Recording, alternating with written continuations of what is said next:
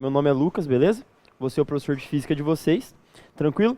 E já tive uma conversa prévia aí sobre as listas de exercícios que estão lá no site, se eu não me engano, beleza? Aí você pode baixar ela lá e ir tentando fazer em casa.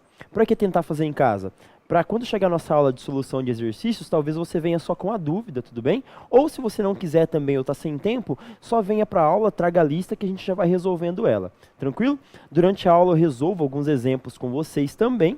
Beleza? E a nossa aula, igual eu disse, ela é bem tranquila mesmo, assim, eu vou tento chegar ao ritmo de vocês e tento dar todo o conteúdo, tudo bem, pessoal? Sempre que tem dúvida, pode parar a aula, perguntar, eu também sou tranquilo em relação a isso. Então, vamos começar. Pessoal, eu tenho uma filosofia que é a seguinte: a gente sempre tem que tentar entender a base para você conseguir chegar numa coisa que vem mais acima, que no caso é o estudo da cinemática, que é o estudo do movimento, beleza? Como assim, professor, entender a base? Pessoal, só que pensa o seguinte, quando eu falo base, não quer dizer fácil. Eu falo base porque é uma base para estudar o que vem logo acima. Então, essa base vão ser alguns conceitos iniciais. Que tipo de conceito? Eu tenho certeza aqui que todo mundo já ouviu falar de grandezas escalares e de grandezas vetoriais, certo? Beleza? Todo mundo já ouviu falar dessas grandezas e da diferença entre elas. Só que para a gente definir uma grandeza escalar e uma grandeza vetorial, primeiro a gente precisa saber o que seria uma grandeza física. E o que é uma grandeza física? A definição de grandeza física, fiquem tranquilos que eu vou escrever no quadro, uma grandeza física é tudo aquilo que pode ser medido diretamente ou indiretamente. Mas professor, como assim diretamente ou indiretamente? Olha só que legal. Imagine que você vai lá, pega a trena na sua casa e vai medir o balcão da pia da sua cozinha. Você cata a trena, vai lá e mede e tem 1 metro. Tudo bem? Beleza, você mediu diretamente. Foi lá, catou a régua, catou a trena, mediu e tem 1 metro. E uma medida indireta, professor, o que seria? Uma medida indireta, pessoal, é, por exemplo, você medir temperatura corporal. Você vai lá, pega um termômetro, tudo bem? Coloca embaixo do braço para aferir sua febre e, de acordo com a dilatação daquela coluna de mercúrio, você consegue medir com quantos graus de febre, quantos graus, né, a temperatura corporal você está. Então essa seria uma medida indireta. Através da dilatação do mercúrio ali, você mediu a sua temperatura, tudo bem? Então isso seria uma grandeza física. Uma grandeza física é tudo aquilo que pode ser medido diretamente ou indiretamente, beleza? Então, pessoal, a partir de grandezas físicas, a gente vai definir a diferença de grandezas escalares e de grandezas vetoriais. Mas primeiro, vamos lá para o nosso primeiro título, que seriam grandezas físicas, beleza?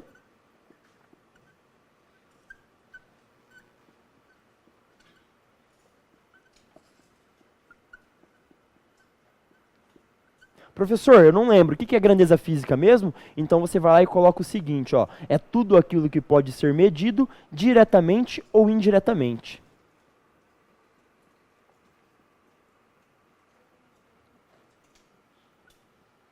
É tudo aquilo que pode ser medido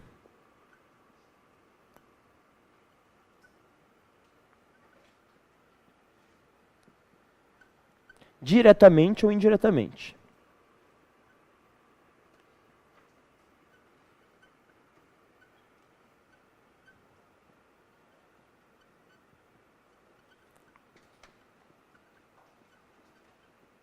Mas aí, pessoal, o que acontece? Alguém vai lá no fundo e levanta a mão e fala assim, professor, é tudo aquilo que pode ser medido. Mas o que é medir? O que é o medir alguma coisa?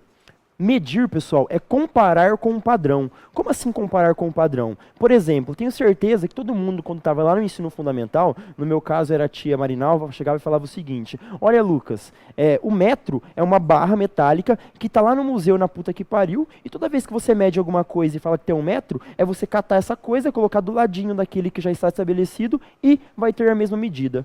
Tudo bem? Então esse seria 1 metro. Logo, pessoal, medir é comparar com um padrão já existente, tudo bem? Então isso seria medir alguma coisa. E o que eu posso medir? Tudo aquilo, certo? O que seria grandeza física? É tudo aquilo que pode ser medido, tudo bem? Então aqui a gente entendeu o que seria uma grandeza física e o que é medir alguma coisa, que no caso é comparar com o padrão. Só que olha só o que eu falei, 1 metro. Professor, não poderia ser 1 quilômetro? Claro que poderia também. Por isso que ali na frente, na hora que eu definir algumas unidades de medida, a gente vai definir o sistema internacional. Que daí o que ele faz? Ele unifica a unidade de medida para todas as grandezas. Por exemplo, se eu for medir um comprimento, eu posso medir esse comprimento em metros, em centímetros ou em quilômetros. Eu vou medir em quê? Aqui na física, por causa do sistema internacional, nós damos um padrão que tudo isso vai ser medido em metros, tudo bem? Ali na frente a gente vai lá e vai definir um pouco isso aí. Tranquilo? Então, pessoal, a partir de grandezas físicas, agora sim eu posso falar para vocês a diferença exata de uma grandeza escalar para uma grandeza vetorial, tudo bem? Tenho certeza que todo mundo já ouviu falar dessa diferença, mas bem simples mesmo. O que seria uma grandeza escalar? Uma grandeza escalar, pessoal, é aquela que, se eu falar apenas o seu módulo e a sua unidade, ela já faz sentido para mim. Como assim, professor? Seu módulo? Nem sei o que é módulo. Módulo é o tamanho da coisa. Por exemplo, 1, 2, 3, 4,5, beleza? Módulo é isso, tipo 70 quilogramas, tudo bem? Vocês entenderam esse dado quando eu falo assim, 70 quilogramas? Com certeza vocês entenderam. Por quê? Porque 70 é um valor, é um tamanho, ou seja, é um módulo, e quilogramas é a unidade de massa. Então, quando eu falo 70 quilogramas, você já tem certeza que isso é a massa de alguma coisa, tudo bem? Você entendeu quando eu falei só essas duas propriedades. Então, isso é uma grandeza escalar. Por exemplo, 100 quilômetros. Quando eu falo isso para você, dou esse exemplo de 100 quilômetros, com certeza você já entende que 100 quilômetros é a distância ou o comprimento de alguma coisa, tudo bem? O comprimento de uma rodovia ou a distância entre duas cidades. Dando apenas essas duas propriedades, você consegue tirar todos os dados necessários. Já uma grandeza vetorial não é assim que caminha. Por quê, professor? Porque uma grandeza vetorial, além de ter o seu módulo e a sua unidade, certo? Que é o tamanho e a unidade de medida, eu também preciso ter a sua direção e o seu sentido. Como assim, professor, a sua direção e o seu sentido? Olha só, quando eu falo que um carro está viajando a 110 km por hora, você consegue tirar todas as informações possíveis disso que eu disse? Talvez você fale que sim, porque no cotidiano, né, pessoal, a gente fala, sim, o cara está viajando a 110 km por hora, é a velocidade dele. Legal, só que mesmo assim eu não consegui tirar todas as informações. Por que não? Porque esse cara poderia estar viajando a favor da trajetória ou contra a trajetória. O que a gente vai ver daqui a pouquinho também, o que seria isso, a favor ou contra a trajetória. Mas vamos lá, olha só, imagine que você mora em outra cidade, que é aqui perto, sei lá. E sua cidade se encontra no quilômetro 0 da rodovia. Aí você está vindo aqui para o Alfa para poder assistir a aula, e o Alfa se encontra no quilômetro 50. Agora, de tardezinha, na hora que você estava vindo, você pegou o seu carro e veio para cá, saiu do quilômetro 0 e foi aumentando o seu espaço até chegar aqui no Alfa, que se encontra no quilômetro 50, tudo bem? Então, você veio com uma velocidade em módulo de 110 km por hora. Esse é o valor da sua velocidade. Só que olha só, pessoal, se você estava vindo a favor da trajetória, essa velocidade é dita como positiva. Ou seja, como a velocidade é um vetor, eu preciso não só do seu tamanho, mas eu preciso também da sua orientação para definir exatamente como que ela é. Por quê? Porque à tarde, agora 10h45, na hora que acabar a aula, o que você vai fazer? Você vai montar no seu carro e voltar para a sua cidade. Quando você volta para a sua cidade, talvez você volte com a mesma velocidade de 110 km por hora. Só que agora você está voltando no espaço. A sua velocidade é dita como sendo negativa, porque o seu movimento vai ser retrógrado. Beleza? Aqui eu só quero falar para vocês a diferença de uma grandeza escalar para uma grandeza vetorial. Porque esses exemplos de a favor ou contra a trajetória, a gente vai estudar um pouco mais a fundo daqui a pouco quando entrarmos na cinemática. Tudo bem? Então essa seria a principal diferença de uma grandeza escalar para uma grandeza vetorial. A grandeza escalar, se eu falar apenas o seu módulo e a sua unidade, eu consigo entender exatamente o que ela é. Já uma grandeza vetorial não. Além do módulo e da unidade, eu também preciso da sua direção e do seu sentido. Beleza, pessoal? Então olha só, vamos lá definir grandeza escalar e grandeza vetorial.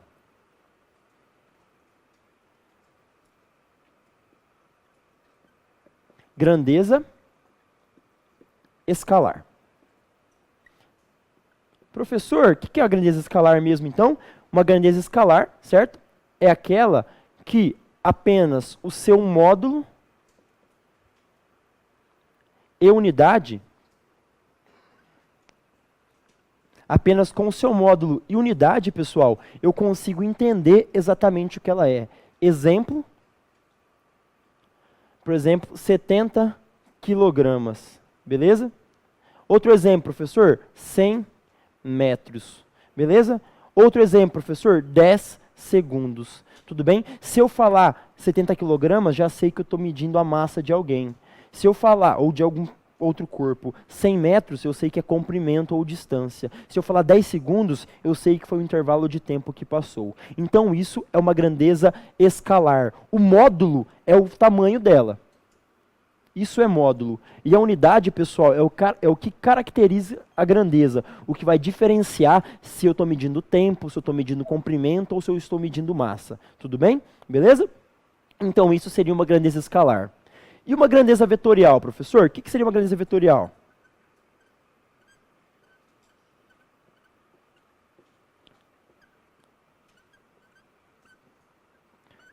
A grandeza vetorial, meus queridos, além do módulo e da unidade, eu também preciso de uma direção e de um sentido para poder definir ela. Então, olha só, além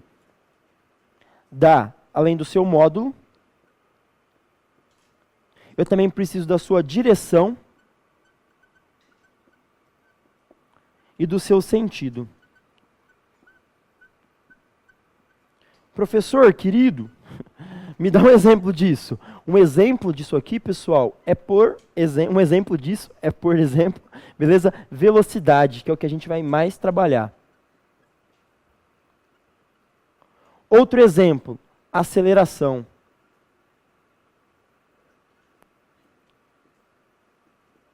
Outro exemplo, professor, força. Tem vários exemplos de grandezas vetoriais, tudo bem? Tranquilo? Então isso seria uma grandeza vetorial e a diferença dela para uma grandeza escalar. Tranquilo? Tá. Só que olha só. Grandeza vetorial, módulo, direção, sentido, não entendia nada, professor. Então, tem alguma coisa que pode representar isso? Aí que a gente começa a chegar no nosso ponto forte da aula. Sabe o que vai caracterizar uma grandeza vetorial? Um vetor, tudo bem? Mas o que seria um vetor? Dá uma olhada na palavra. Um vetor é um segmento de reta orientado. Porra, segmento de reta orientado. Se ele precisa de orientação, com certeza ele é uma grandeza vetorial. Então, pessoal, se você quiser saber exatamente o que é uma grandeza vetorial, você tem que entender o que representa ela. E o que vai representar uma grandeza vetorial é um vetor. Então, você pode catar e circular isso aqui lá, ó. Um vetor. Essa é a grandeza que vai definir, certo? Uma grandeza vetorial. Perdão, pessoal. Esse é o objeto de estudo que vai definir uma grandeza vetorial. Você pode estar perguntando o seguinte, professor, eu nunca vi cair uma questão dessa na prova. Realmente, pessoal, essa parte aqui, que eu falei para você, é uma base para a gente entender daqui a pouco. Na aula hoje de manhã, eu cheguei e defini para o pessoal o que seria espaço ou trajetória, que eu vou falar para vocês daqui a pouco. Aí a pessoa fica assim, pô, espaço, eu sei o que é espaço. Se você tivesse uma definição errada de espaço, você não ia entender nada da aula. Por quê? Porque durante toda a aula eu fiquei desenhando uma reta do espaço, reta do espaço, reta do espaço. Por isso que algumas definições são muito importantes para a gente e não pode pular esse passo. Tudo bem? Beleza? Então essa seria a grandeza vetorial e essa a grandeza escalar. E o que representa uma grandeza vetorial? O nosso vetor. Tudo bem? Então vamos lá para o nosso próximo título, que é vetor. E estudar o que seria esse vetor. Você é uma pessoa muito atenta, vai lá e vai lembrar, fala assim, professor, você já falou para mim o que é vetor, agora escreve para ficar mais legal. Um vetor, pessoal, eu vou falar que é um segmento de reta orientado. Então, eu vou falar assim, ó, é um segmento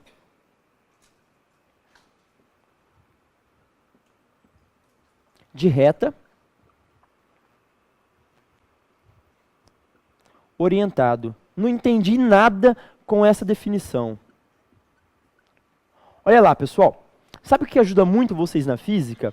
Começar a parar de tentar decorar algumas coisas e olhar para o nome. Então você olha para esse nome aqui, ó. O que é um vetor? Segmento de reta orientado. Então o que eu vou fazer? Um segmento de reta. Olha lá. O que é um segmento de reta? É um pedacinho de uma reta. Então esse seria o meu vetor. Olha lá. É um segmento de reta orientado, tudo bem? Por que orientado? Porque a direção dele e o seu sentido importam. Todo mundo aqui sabe a diferença de direção e de sentido? Eu falo isso porque às vezes até eu confundo quando eu falo muito rápido. Uma direção, pessoal, é, por exemplo, horizontal ou vertical. Isso seria a direção de alguma coisa, horizontal ou vertical, eixo X ou eixo Y. Já o sentido seria para a direita ou para a esquerda, para baixo ou para cima. Por exemplo, qual que é a direção desse vetor? A direção dele é horizontal. Qual que é o sentido desse vetor? O sentido dele é para a direita, tudo bem? Então essa é a diferença de direção e de sentido. É muito importante entender essa diferença, porque daqui a pouco vem as operações vetoriais e a gente vai fazer elas de acordo com essa definição, tudo bem? Então olha só, vetor é um segmento de reta orientado. Mas professor, quais são as características de um vetor mesmo? Módulo, direção e sentido. Então galerinha, olha só, se eu falar que esse vetor aqui, ó, ele é representado pela letra A. Essa é a representação de um vetor. Ele tem tipo um nome, certo? Que no meu caso é a letrinha A, e ele tem esse vetorzinho em cima, essa retinha em cima. Logo, essa é a representação de um vetor. E professor, fala para mim os dados desse vetor. Olha só, eu vou dizer que o módulo desse vetor, olha como eu posso representar módulo. Apenas com a letrinha A, ou com a letrinha A e o vetor em cima, mas entre barras. Isso é módulo de um vetor. Eu vou dizer que esse vetor tem um módulo, ou seja, um tamanho de 5 unidades. Esse uzinho é de unidades, tudo bem? Então esse é o tamanho do meu vetor, ou o módulo dele. Professor, qual que é a direção desse vetor? Esse vetor se encontra na horizontal. Pode acreditar em mim. Beleza? E o sentido desse vetor? O sentido dele é para a direita. Beleza? Então esse seria o meu vetor, que é o meu objeto de estudo.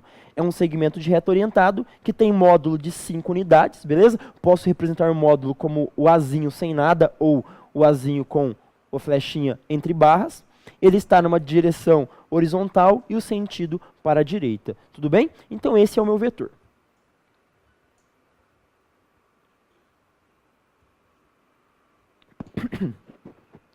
Bora lá. Galera, sabe por que é legal eu falar isso pra vocês? Porque quando a gente for fazer as operações vetoriais, quem que vai ficar desenhando essa merda com a flechinha em cima? Ninguém. Então você utiliza apenas a letrinha A, tudo bem? Por quê? Porque só o módulo dele que normalmente vai me importar. Porque na hora que eu faço a direção, certo? A direção dele ali já vai ser desenhada, a direção e o sentido, beleza? Por exemplo, esse vetor aqui. Olha só, pessoal. Esse vetor A, se eu pegasse ele e invertesse o sentido apenas, beleza? Esse vetor, eu vou continuar dizendo que ele tem 5 unidades, eu vou continuar dizendo que a direção dele é horizontal, mas o seu sentido agora é para a esquerda. Se o seu sentido é para a esquerda, esse vetor vai ser dado como sendo o vetor menos A. Por que menos A? Porque ele é o oposto do primeiro, tudo bem? Então esses são vetores opostos. O que serão vetores opostos, então? Vetores que têm o mesmo módulo, a mesma direção, mas sentidos contrários. Então, esse vetor e esse vetor são opostos. Têm o mesmo módulo, ou seja, ambos têm 5 unidades. Beleza? Eles têm a mesma direção, ou seja, ambos na horizontal, e os sentidos deles são opostos, ou seja, um está para a direita e o outro está para a esquerda. Tranquilo, pessoal? Então, isso são vetores opostos. Quando eu falo para vocês de vetores opostos, eu levanto a seguinte hipótese. Professor, então quando que dois vetores são iguais? Quando que eu teria uma igualdade de vetores? Dois vetores só são iguais se eles possuírem o mesmo módulo, se eles possuírem a mesma direção e se eles possuírem o mesmo sentido. Por quê? Porque qualquer uma dessas três grandezas, se for diferente entre eles, os vetores já não são iguais. Porque as três importam para eu poder definir um vetor. Tudo bem? Então, olha só, aqui dentro de vetor, eu vou dizer o seguinte para vocês. Quando que dois vetores são iguais? Dois vetores são iguais, pessoal, quando eles possuírem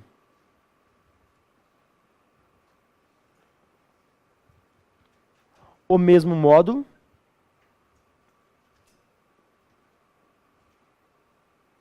mesma direção e sentido.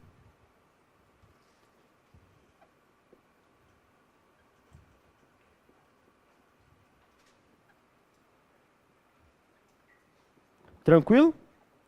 Beleza. Então esses são vetores iguais. E os opostos, mesmo módulo, mesma direção e sentidos opostos. E esses eram os vetores opostos, beleza? Que foi a representação que eu falei para vocês ali agora há pouco.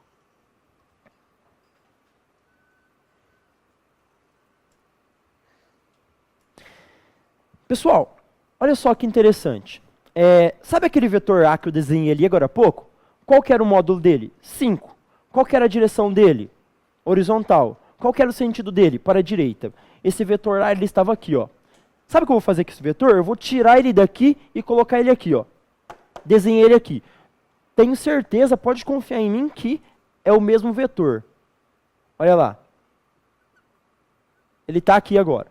Esse vetor A, ele tem módulo 5, tem direção horizontal e tem sentido para a direita. Logo, esse vetor A é o mesmo vetor A anteriormente? Eles são iguais? São iguais. Por que são iguais? Porque vetores iguais possuem mesmo módulo, mesma direção e mesmo sentido. Então eu provo para vocês que esse vetor é igual àquele que eu desenhei ali no outro quadro. Só que alguém vai lá, levanta a mão e fala o seguinte: professor, mas eles estão em lugares diferentes.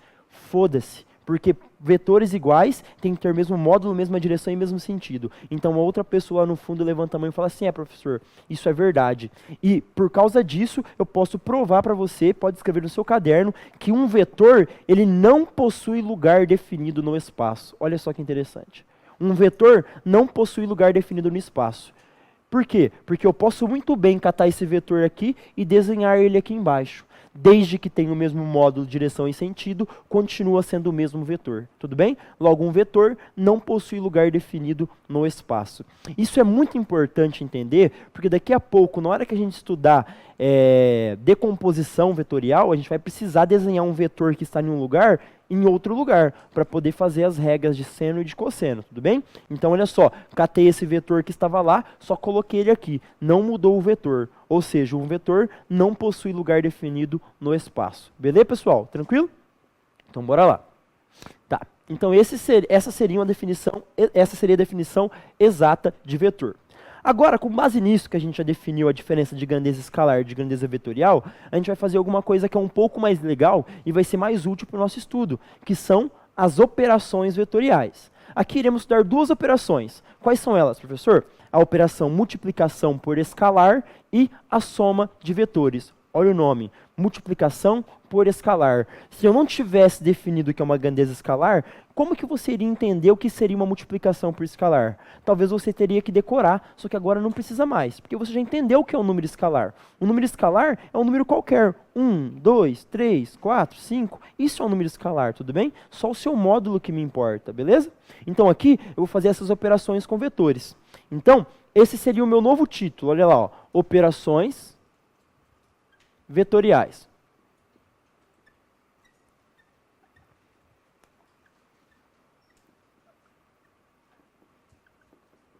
Beleza, pessoal? Operações vetoriais. Galera, no decorrer das aulas, eu vou sempre dando esses toques para vocês, beleza? Tipo assim, pessoal, olha só, isso aqui cai mais na prova, isso aqui cai menos. Então, para quem acha assim, pô, meu, eu tenho que estudar física, aprender toda essa base, não vai dar tempo, edital tá para abrir. Então, para quem é um pouco mais bitolado e não tem jeito de querer mudar a cabeça da pessoa, estuda mais aqueles tópicos que eu for instalando para vocês. Tipo assim, faz um asterisco nisso, porque isso tem mais probabilidade de cair, beleza? Então, vamos fazendo isso. Pode ficar tranquilo que no decorrer da aula eu vou chegar e vou falar essas coisas para vocês, beleza? Tranquilo? Então, bora lá. Operações vetoriais. Aqui a gente vai estudar duas operações, igual eu já disse. A multiplicação por escalar e a soma de vetores. Então, nossa primeira operação, ó, eu vou caracterizar por esse asterisco aqui. Então, isso é um subtópico do nosso título. Então, eu vou colocar lá assim, ó, multiplicação por escalar.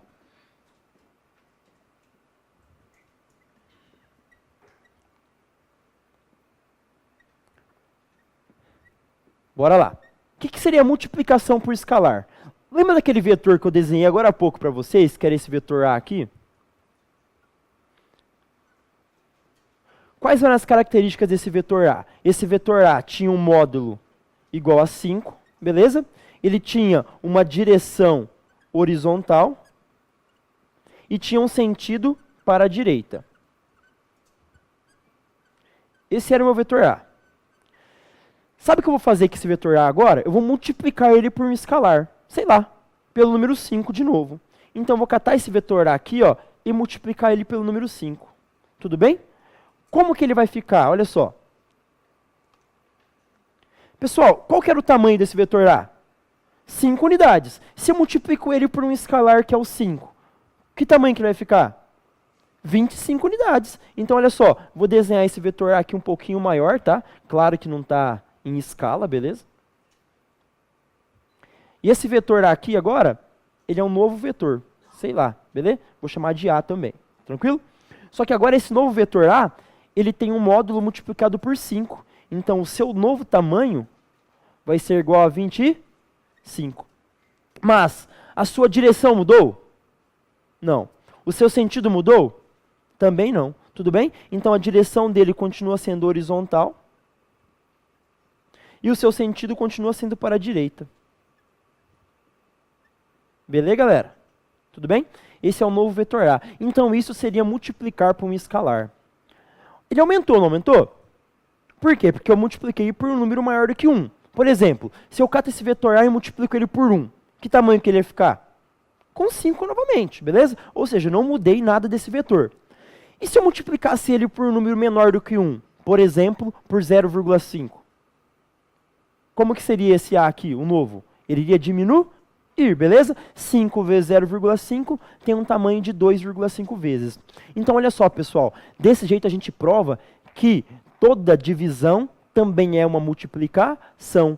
Isso a gente catou esse vetor A, porque às vezes a galera fala, professor, só vamos estudar multiplicação e soma, e a divisão? Galera, uma divisão é uma multiplicação. Eu catar esse vetor A e dividir ele pelo número 2, é a mesma coisa que eu catar esse vetor A e multiplicar ele por 0,5 ou por meio, beleza? Dividir por 2 é a mesma coisa que multiplicar por meio, ou por 0,5. Então, essa seria a multiplicação por escalar. Do mesmo jeito que eu multipliquei ele por um número maior do que 1, eu também posso multiplicar ele por um número menor do que 1, beleza? Só que olha só, aqui eu multipliquei por um número positivo. E se eu tivesse multiplicado ele por um número negativo? O que ia acontecer com esse vetor? Olha lá, esse era o meu vetor A. Tudo bem? Esse meu vetor A tinha um módulo de 5, tinha uma direção horizontal e um sentido para a direita. Agora eu cato esse vetor A e multiplico ele por menos 5. Como que vai ficar esse vetor A? Esse vetor A, galera, olha só, ele vai ele vai passar a ter um módulo de 25, mas a sua orientação agora é para a esquerda, porque esse A vai ficar sendo como menos A, porque ele é um número negativo agora. Aí o seu módulo continua sendo 25, porque o módulo é só o tamanho, é o que me importa, tudo bem? A sua direção continua sendo horizontal, mas agora o seu sentido é para a esquerda, beleza? Tudo bem? Logo, toda vez que eu pego um vetor e multiplico ele por número negativo, eu mudo a direção, perdão pessoal, eu mudo o sentido desse vetor, tudo bem? Se ele era para cima, ele começa a ser para baixo. Se ele era para a direita, ele passa a ser para a esquerda. Tranquilo? Então essa é a operação multiplicação por escalar, beleza? Bem tranquilo por enquanto, né? Tá. Beleza, então bora lá. Operações vetoriais. Falei para vocês que iríamos ver duas. A primeira era a multiplicação por escalar e a segunda era a soma vetorial. O primeiro asterisco lá era a primeira operação. O segundo asterisco aqui, pessoal, é só. O asterístico é o quê? É a soma vetorial. Professor, o que seria a soma vetorial? Aqui dentro da soma vetorial, nós veremos 4 casos de soma, tudo bem? Vamos aprender a somar vetores que possuem a mesma direção e o mesmo sentido. Por exemplo, ambos vetores para esquerda, beleza? Formam 0 graus. Vamos aprender a somar vetores que estão na mesma direção e sentidos opostos, ou seja, um para a direita, o outro para a esquerda, tudo bem? Vamos aprender a somar vetores que são perpendiculares. E também vamos aprender a somar vetores que formam um ângulo qualquer aqui entre 0 e 90, tudo bem? Então, dentro dessa operação soma de vetores, veremos 4 operações, tudo bem? Beleza? A primeira operação, que eu vou colocar aqui como sendo primeiro, vai ser o quê? Vetores que têm a mesma direção e sentido. Professor, que ângulo que eles formam entre eles? Um ângulo alfa. Beleza? Um ângulo alfa igual a 0 graus. Galera, eu rio das minhas piadas, tá? Então, se vocês não rirem, dane-se. O importante é que eu acho engraçado. Um ângulo alfa. Tudo bem, um ângulo alfa que forma 0 graus. Como assim, professor? Um ângulo alfa que forma 0 graus. Eu vou falar que aqui eu tenho o meu vetor A. Faz de outra cor aqui, ó. Aqui eu tenho o meu vetor A, que aponta para a direita. E aqui eu tenho o meu vetor B, que também aponta para a direita. Olha lá que legal. Beleza? Ou seja, eles têm mesma direção, os dois são horizontal, e têm o mesmo sentido, ou seja, os dois estão para a direita. Tudo bem? Então esses são vetores que possuem mesma direção e sentido. Professor, querido, como que eu somo esses vetores? Eu só sei fazer um tipo de soma, olha só. Ah, tá. Vamos parar um pouquinho a aula. Isso é uma grandeza vetorial, não é? Eu vou dizer que o módulo do vetor A vale 5. E o módulo do vetor B também é 5. Pessoal, se eu tenho dois vetores, um vale 5, eu tô com esse número 5 na cabeça hoje, sei lá, porque... sei lá. Beleza, ó, vai ser só 5 os exemplos. O vetor A vale 5 e o B vale 5. A soma desses vetores sempre vai ser 10? Não. Por quê? Porque vetor, o seu módulo e a sua direção também importa. Beleza? Perdão, a sua direção e seu sentido também importam. Se fosse uma grandeza escalar, sempre valeria 10. Porque uma grandeza escalar, foda-se a direção e o sentido. Apenas o módulo, eu já consigo tirar toda a informação. Então, R$5 mais R$5, R$10. 5 segundos mais 5 segundos, 10 segundos, tudo bem? 5 quilos mais 5 quilos, 10 quilos. 5 metros mais 5 metros, 10 metros. Por quê? Porque isso é uma grandeza escalar. Já uma grandeza vetorial, não. Por que uma grandeza vetorial não? Porque agora a direção e o sentido vão importar na minha conta. Beleza? Por isso que eu vou definir essas operações com vocês. Se eles tiverem a mesma direção e o mesmo sentido, a soma desses vetores sim vai dar 10. Por quê? Porque quando eu pego esses vetores aqui e somo eles, olha só o que eu vou ter, pessoal. Eu vou ter um vetor grandão nessa direção, que é a mesma coisa que se eu tivesse colocado o A aqui, olha só. E no finalzinho do A colocado o B, tudo bem? Beleza? Aqui está o A e aqui está o B. Tranquilo? Vou fazer um pouquinho maior para a galera aí ver. Aqui está o A e aqui está o B. Aí quando eu somo eles, já que estão na mesma direção e mesmo sentido, eu tenho aqui o meu vetor soma, tudo bem? E como que eu caracterizo, como que eu faço a conta desse meu vetor soma? A conta dele, olha só, o meu vetor soma é igual ao meu vetor A mais o meu vetor B. Professor, isso eu já sei. Eu quero saber como é que calcula o módulo deles.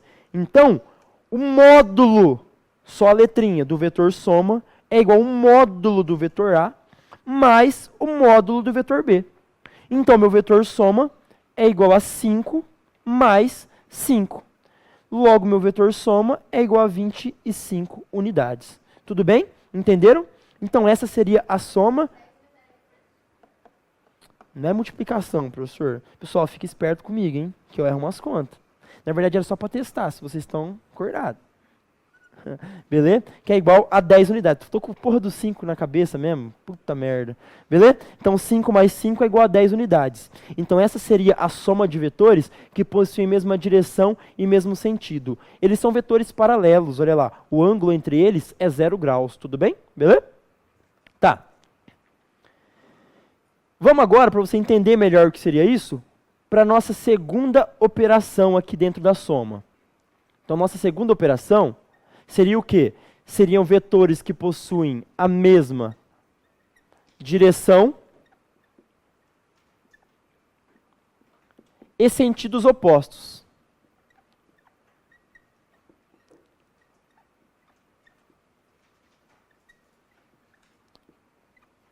Como assim, professor? Mesma direção em sentidos opostos. Eu posso afirmar com vocês com propriedade se um vetor está para a direita e o outro vetor está para a esquerda, ou seja, mesma direção, horizontal, sentidos opostos, um para a direita e outro para a esquerda.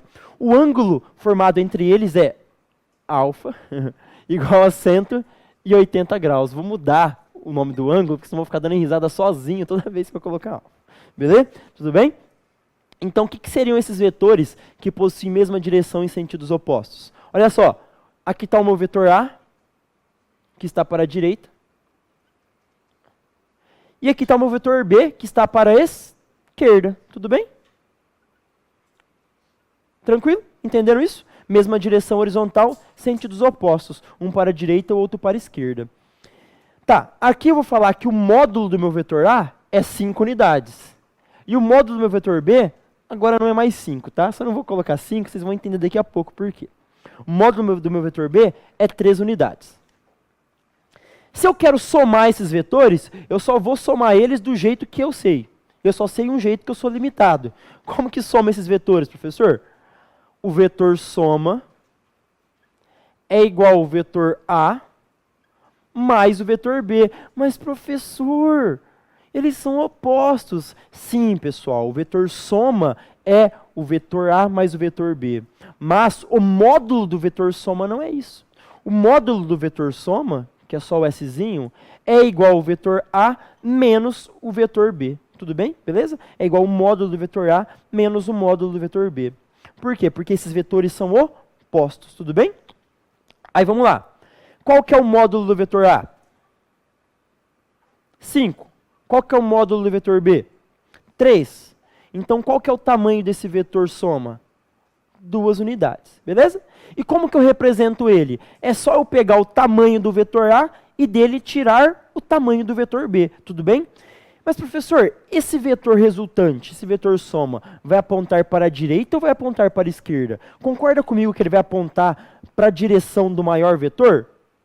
Faz sentido, não faz sentido? Qual vetor que era maior? O vetor A. Então, com certeza, se eu catar o vetor A e tirar dele o vetor B, a resultante vai ser um vetorzinho pequenininho que aponta no sentido do vetor A. Beleza? Olha lá, então. Aqui eu tinha o meu vetor A. Meu vetor A. E aqui eu tenho o meu vetor B, olha só. Beleza? Quando eu pego o meu vetor A e tiro o meu vetor B, é como se eu anulasse essa parte aqui, ó, do vetor A, ó. Ela não existisse mais. E só sobra esse pedacinho, tudo bem? Então, esse seria o meu vetor soma. Tranquilo? Ele tem um pedacinho que vale 2 unidades e aponta para a direita, beleza? Então essa é a operação de vetores que possuem a mesma direção e sentidos opostos. Tudo bem, pessoal? É só você pegar e subtrair o módulo deles. Beleza? Tranquilo, né? Então vamos voltar agora para a nossa terceira operação. Essas duas operações eu tenho certeza que todo mundo lembra, porque faz muito sentido. Uma hora eles estão no mesmo sentido. Faz muito sentido. Uma hora eles estão no mesmo sentido e outra hora eles estão em sentidos opostos. Agora, pessoal, vai ser com vetores perpendiculares. E aí começa a ficar um pouco mais importante a aula. Por quê? Porque em cima de vetores perpendiculares, a gente vai começar a utilizar algumas operações lá na cinemática para resolver continha, beleza? Então, bora lá.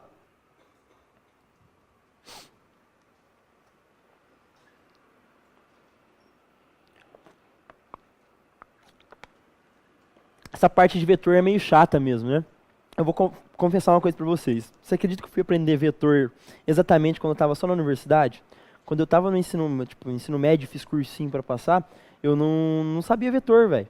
Que era uma bosta. Caiu uns problemas de barco lá, uns negócios, era tipo coisa mó inútil, fácil, eu não sabia fazer. Aí eu cheguei na faculdade e tive que aprender essa merda. E lá eu aprendi, porque se não aprender, se reprova, né? Beleza? E ninguém quer reprovar, quer sair logo do curso. Mas eu só fui aprender lá. Por quê? Porque eu tinha um bloqueio mental pra isso. Eu falei, porra, vetor, mano, vetor é foda pra caramba. Mas olha como vetor é simples, tudo bem? Somar vetor. Só que nunca ninguém parou pra mim e fez assim, ó, você soma vetor assim, assim, assado. Por quê? Porque menosprezava, falava, meu, é muito fácil, né? Só você catar aqui e somar, catar aqui e subtrair e as outras operações. Aí você menosprezava isso e acabava tendo dificuldade depois pra entender alguns conceitos. E eu fui aprender vetor só na faculdade, lá em álgebra linear, não, geometria analítica. Né? Quem fez curso de exatas aí, sabe que é uma merda de matéria. Professor, você está assistindo a aula, achava muito legal, viu? Bora lá. Então esse é o nosso terceiro caso. Nosso terceiro caso são vetores perpendiculares. Todo mundo aqui sabe o que são vetores perpendiculares? Ou coisas perpendiculares entre si? Pessoal, coisas perpendiculares entre si, ou vetores, ou retas perpendiculares entre si, são dois vetores que formam 90 graus. Olha lá, isso é perpendicular. Um está na horizontal e o outro está na vertical. Perdão, galera. Quer saber o que seria um exemplo de retas ou planos perpendiculares? Por exemplo, o tablado e a parede. Ambos formam 90 graus entre si. Então, isso são vetores perpendiculares. Um vetor vai estar na direção horizontal, por exemplo, aqui eu tenho o vetor A, que está na horizontal. E eu tenho outro vetor que estaria na vertical, que seria o meu vetor B, por exemplo. Beleza? Então isso aqui, galera, são vetores perpendiculares, tudo bem? E como que eu vou fazer a soma de vetores perpendiculares? Vamos falar aqui, ó, que o módulo do nosso vetor A é 5. E o módulo do nosso vetor B é 5 também. Como essa soma é vetorial, não é simplesmente eu catar esse vetor, somar 5 mais 5 e dá 10. Por quê? Porque a sua direção e seu sentido importam. Então, professor, que regra que eu vou utilizar aqui? Eu vou utilizar aquela regra que eu tenho certeza que todo mundo já ouviu falar pelo menos uma vez na vida, que é o teorema de Pitágoras. Então você vai lá e escreve, professor, começou a ficar chato. Eu lembro que eu não gostava do Pitágoras. Eu nem sei escrever o Pitágoras. O Pitágoras. Trauma de infância. Quando o professor falava Pitágoras na sala, corria e batia a cabeça. Beleza? Olha lá. Então a gente vai utilizar o teorema de Pitágoras. Como que é esse teorema de Pitágoras? Eu vou juntar esses dois vetores pela origem. Nem sei o que é origem, professor. Origem é onde começa. Onde começa o vetor B? Aqui. Aonde começa o vetor A? Aqui. Então eu vou pegar o meu vetor A. Perdão. Vou pegar o meu vetor A, que está aqui. Vou pegar o meu vetor B, que está aqui. Ou seja, eu juntei eles pela origem, tudo bem? O módulo do meu vetor A é 5 e o módulo do meu vetor B é 5, mas eu não quero saber isso. Dane-se, eu quero saber o vetor soma. Como que eu utilizo isso, professor? Como que eu resolvo? Eu resolvo utilizando o teorema de Pitágoras. Nem lembro como que faz o teorema de Pitágoras. Então, olha só. Eu vou traçar uma reta paralela ao meu vetor B e vou traçar uma reta paralela ao meu vetor A. Ou seja, regra do paralelogramo. Daqui a pouco eu falo melhor para vocês do que essa regrinha. Então, olha só. Aqui está o meu vetor B e aqui está o meu vetor A. Tracei uma reta paralela ao B e tracei uma reta paralela ao A. O meu vetor resultante é esse saindo da origem até o vértice aqui, ó, do encontro daquelas duas retas. Então esse seria o meu vetor soma. Tranquilo? Lembraram? Beleza? Eles formam 90 graus, professor? Formam. 90 graus está aqui, olha só. Entre si. Beleza? Professor, como que soma o módulo desse vetor? Como que vai ser ele aí, ó? Eu falei para vocês, galera, eu sou meio limitado. Eu só sei fazer uma coisa, ó. O módulo do meu vetor soma, o meu vetor soma é igual ao meu vetor A mais o meu vetor B. Professor, tô cansado, já entendi isso aí, já escreveu 3 vezes pra gente. Foda-se, eu não quero saber como que calculo o meu vetor. Eu quero saber como calculo o módulo do meu vetor, tudo bem? Que é o tamanho dele. Então, galera, para calcular o módulo desse vetor, soma, aí que eu utilizo o teorema de Pitágoras. Como que era o teorema de Pitágoras? Ia mandar vocês digitar para mim, mas eu vou colocar aqui no quadro. O teorema de Pitágoras era o seguinte. O meu vetor soma ao quadrado é igual ao meu vetor A ao quadrado, mais o meu módulo do meu vetor B ao quadrado. Tudo bem? Então esse era o famoso teorema de Pitágoras. Hipotenusa ao quadrado é igual à soma do quadrado dos catetos. Cateto e hipotenusa, daqui a pouquinho eu falo para vocês, beleza? Um pouco melhor para trabalhar seno e cosseno, tudo bem? Mas, já adiantando, hipotenusa é aquele lado que é oposto ao ângulo de 90 graus. 90 graus está aqui, olha lá, ou aqui, tudo bem, tudo faz, mas aqui quando eu ajeito eles, 90 graus aqui também, o que está oposto é o meu vetor soma. Beleza, galera? Então ele é minha hipotenusa. Então esse é o meu teorema de Pitágoras. Vamos lá, circular ele aqui. Lembraram o teorema de Pitágoras? Vocês sonhavam com ele à noite? Sonhava mais com ele que com a tabuada. Sabe o que é o pior de tudo da tabuada? Que meu pai falava assim, você reclama, moleque. Na minha época, se eu não acertasse, eu levava uma reguada. Seu merda. Era assim. Olha o bloqueio que causa, né? Mas tudo bem. Meu pai é velho. Tá. Então a soma do vetor, o vetor resultante, certo? O vetor soma ao quadrado é igual à soma do quadrado dos catetos. Sabe o que é interessante do nosso teorema de Pitágoras? Porque existe uma propriedade dele, que é chamado de triângulo pitagórico. Todo mundo já deve ter ouvido falar do triângulo pitagórico, talvez não com esse nome, mas se eu falar triângulo 3, 4 e 5, a maioria da sala levanta a mão e fala, professor, verdade, é o triângulo 3, 4 e 5, beleza? O triângulo 3, 4 e 5 é chamado de triângulo pitagórico. Professor, mas olha só, eu já ouvi falar, mas eu não lembro muito bem. Pode passar ele pra gente? Com certeza. Olha só, eu vou desenhar aqui um triângulo retângulo.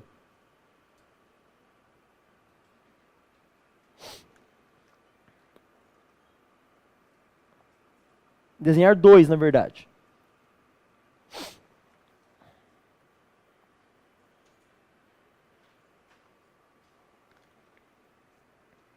Tá.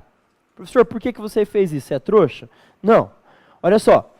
Se os catetos do triângulo valem um 3, o outro 4, eu tenho certeza absoluta que a minha hipotenusa vale 5, porque esse triângulo é chamado de pitagórico, tudo bem? É um triângulo retângulo e é o triângulo famoso chamado de 3, 4 e 5, ou triângulo pitagórico. Isso aqui todo mundo já sabia, pelo menos a maioria das pessoas lembravam. Só que eu não quero isso, eu quero isso aqui, olha só.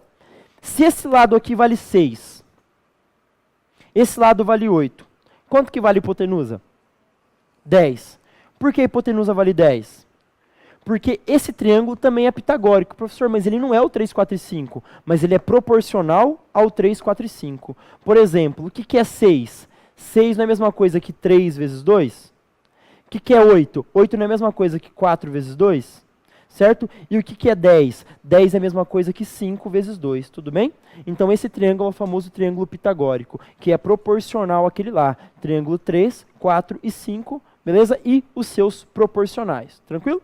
Poderia ser elevado ao quadrado também, ó. Esse lado poderia ser o 9, esse lado o 16 e esse lado o 25. Tudo bem? Por quê? Porque eu levei todos ao quadrado.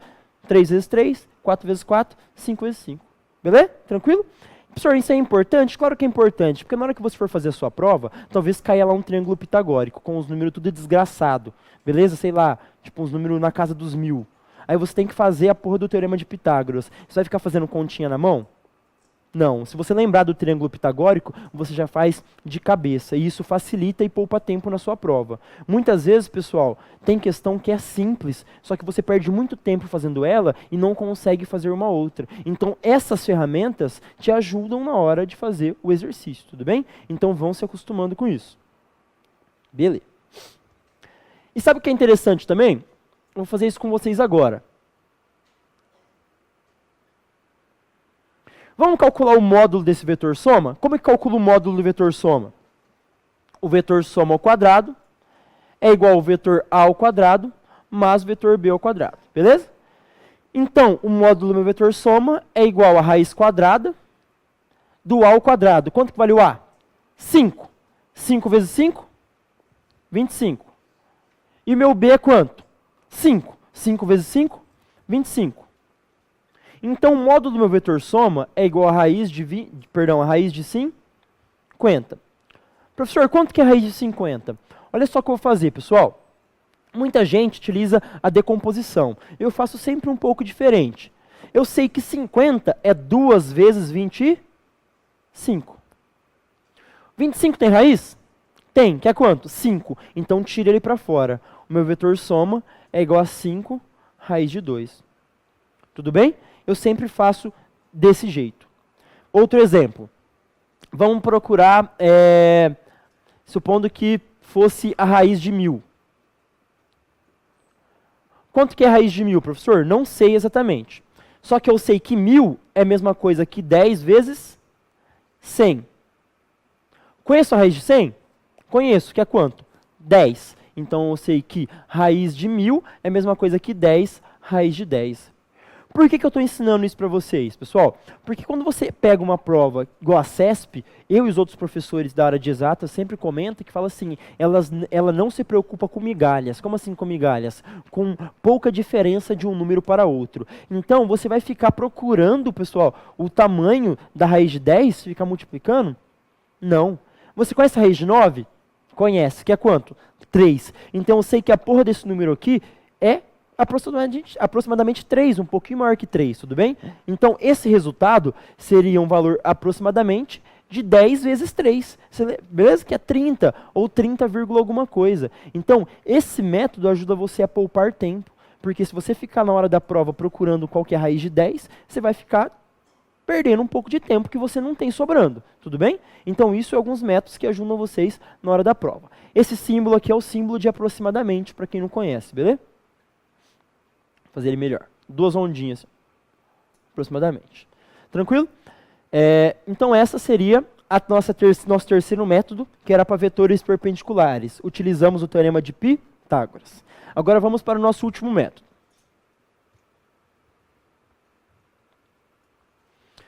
Professor, qual que é o último método? Olha só o nosso último método, que é o quarto, beleza? São vetores com ângulos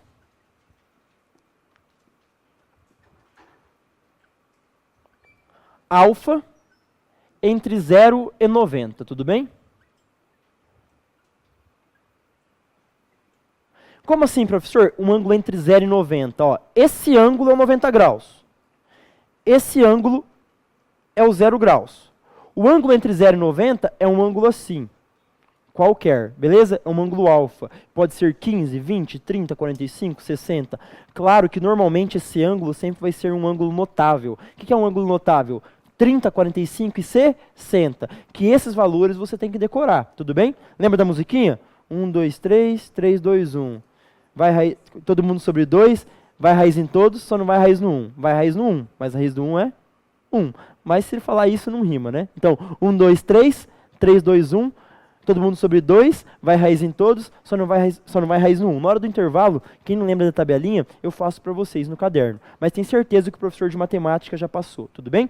Esses ângulos notáveis, 30, 45 e 60, é muito importante você decorar os seus valores, tudo bem? Meio, raiz de 2 sobre 2, beleza? Raiz de 3 sobre 2 e aí por diante. Por quê, professor? Porque se cair um caso desse aqui, olha só, mais difícil, tudo bem? São dois vetores que formam um ângulo entre 0 e 90. Aqui tem o meu vetor A, que está na horizontal. Beleza? E aqui eu tenho o meu vetor B, olha só. Olha lá, como que está o meu vetor B agora. Esse vetor B, ele tem um ângulo alfa aqui, ó. Tudo bem? Que eu desconheço ele. Professor, como que eu vou fazer a soma desses vetores, então? Para utilizar a soma desses vetores, eu vou utilizar a famosa regra do paralelogramo. Todo mundo lembra dela?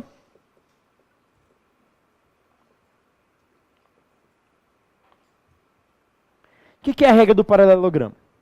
Novamente, eu vou juntar esses vetores pela origem. Por exemplo, qual que é a origem desse e qual que é a origem desse? É onde eles começam. Vou pegar o meu vetor A, beleza? Na origem do vetor A, eu coloco a origem do vetor B. E aqui está o ângulo alfa entre eles, tudo bem? Então aqui é o meu vetor A e aqui é o meu vetor B. Professor, o que é a regra do paralelogramo? Olha só, aqui está o vetor A. Paralelo ao vetor A, eu vou traçar outro vetor. O que são retas paralelas? Vocês sabem? Retas paralelas são retas que nunca se encontram, tudo bem? Por quê? Porque elas são paralelas. Elas sempre têm, se você pegar qualquer ponto dessas retas, a distância entre elas é sempre a mesma. Tipo, eu pego essa eu pego essa reta aqui e essa reta aqui. A distância entre elas sempre vai ser 1 metro, 1 metro, 1 metro. Ou seja, nunca vão se encontrar. Isso são retas paralelas. Paralelo ao vetor A, eu traço uma reta aqui em cima. Paralelo ao vetor B, eu traço uma reta aqui. Mesma coisa que eu fiz lá no Teorema de Pitágoras, tudo bem? E o meu vetor resultante, galera, é isso aqui, ó. Sai do vértice e vai até lá. Esse é o meu vetor resultante ou vetor soma. Tudo bem? Professor, como que calculo o vetor soma? Já falei para vocês, eu só sei calcular desse jeito. O vetor soma é igual ao vetor A mais o vetor B. Só que eu não quero saber o vetor soma, eu quero saber o módulo, o tamanho do vetor soma. Então, para isso, eu utilizo a regra do paralelogramo e agora a lei dos cossenos. Que eu falo que o vetor soma ao quadrado, ou o módulo do vetor soma ao quadrado, é igual o módulo do vetor A ao quadrado, mais o módulo do vetor B ao quadrado, mais 2 vezes o vetor A vezes o vetor B, vezes o cosseno do ângulo entre eles. Tudo bem? Tranquilo? Essa assusta mais um pouco, né? Só que essa daqui cai menos, beleza, galera? Por quê? Porque, igual eu falei para vocês, os vetores, eles vão ser utilizados como ferramentas de estudo, e não puramente uma questão só de vetores, beleza? Então, aqui, a ferramenta já fica um pouco mais limitada. A ferramenta que a gente vai mais utilizar é aquela outra, que é o Teorema de Pitágoras. Tranquilo? Beleza? Então, faz um asterisco lá, tipo uma observação especial. Nela e no que vem agora, que é a decomposição de vetores. Então, esse seria o módulo do nosso vetor soma. Perfeito? Beleza. Tá ficando chato, né, galera? Calma que daqui a pouco a gente começa a cinemática e fica um pouquinho mais interessante. Vai estudar aí os móveis, beleza? Tá. Beleza, professor. Já vimos todas as 4 operações dentro da soma de vetores. Então, desse jeito a gente acaba ela. Tranquilo? Agora a gente vai ver decomposição de vetores. E essa decomposição é um pouco mais importante, por quê? Porque a gente vai estudar ela lá no lançamento oblíquo, por exemplo. A gente vai ter uma velocidade que está inclinada e a gente vai pegar essa velocidade e vai separar ela em outras duas, tudo bem? Outro lugar também que a gente vai estudar decomposição de vetores, lá no plano inclinado. Quem já fez alguma aula de física, já fez um curso de física, lá você sabe que tem um plano que pode ser inclinado, tipo uma rampa, e você tem uma caixa que pode escorregar ou subir essa rampa. Lá a gente ia fazer uma decomposição, vai fazer uma decomposição da força-peso. Então por isso que é importante estudar agora a decomposição de vetores, para quando chegar lá na frente você não ter dúvida quanto a essa decomposição, beleza? Então aqui, pessoal, é uma outra observação que eu gostaria que vocês fizessem, que é a decomposição de vetores, beleza?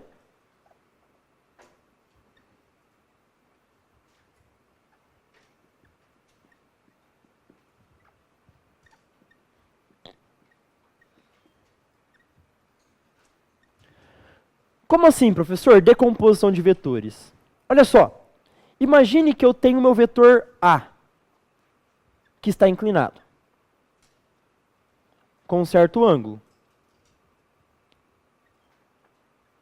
Aí eu cato esse vetor A e vou decompor ele. Como assim, professor, decompor o vetor A? Eu vou dividir ele em 2. Como assim dividir ele em 2? Olha só, eu vou catar o vetor A e vou fazer uma componente dele no eixo X. Então, aqui, eu tenho uma componente desse meu vetor A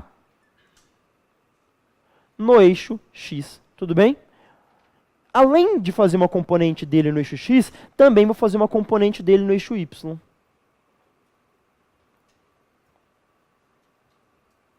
Então, olha só, essa seria a minha componente do vetor A no eixo Y. Beleza? Tranquilo? Então, bora lá. Professor, você quer dizer, então, que esse vetor A ele é composto por esses 2 vetores? Com certeza, o meu vetor A é composto por esses 2 vetores. Então, representa o vetor A para mim. Já estão cansados de saber. O meu vetor A, certo? Que também pode ser chamado de vetor soma, porque está unido pela origem do vetor x e do vetor y, certo? Ele é o meu vetor AX mais o meu vetor AY. É, professor, isso aí eu já sei, não quero saber disso. Eu quero saber a decomposição. Então, vamos trabalhar com essa decomposição. Olha só o que eu vou fazer aqui embaixo. Esse era o meu vetor A. Olha lá. Beleza? Aqui embaixo do vetor A, eu tinha o meu vetor AX.